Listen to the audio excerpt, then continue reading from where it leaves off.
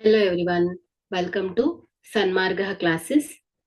ಚತುರ್ಭುಜಗಳ ಪರಿಚಯ. ಈ ಅಧ್ಯಾಯದ 8ನೇ ಪ್ರಶ್ನೆಯನ್ನ ಗಮನಿಸಿ. ಒಂದು ಸಮಾಂತರ ಚತುರ್ಭುಜದ ಪ್ರತಿ ಕೋನವು 90 ಡಿಗ್ರಿ ಆದರೆ ಆ ಆಕೃತಿಯು ಆಯ್ಕೆ ಎ ವರ್ಗ ಮತ್ತು ಆಯತ, ಬಿ ಆಯತ, ಸಿ ಸಮಾಂತರ ಚತುರ್ಭುಜ, ಡಿ ವರ್ಗ.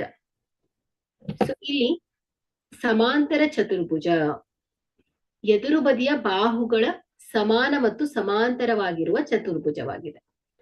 ಸೊ ಯಾವಾಗ ಒಂದು ಸಮಾಂತರ ಚತುರ್ಭುಜದ ಎಲ್ಲಾ ಕೋನಗಳು 90 ಡಿಗ್ರಿ ಆಗಿರತ್ತೋ ಸೊ ಅದನ್ನ ನಾವು ಆಯತ ಅಂತ ಕರಿತೇವೆ.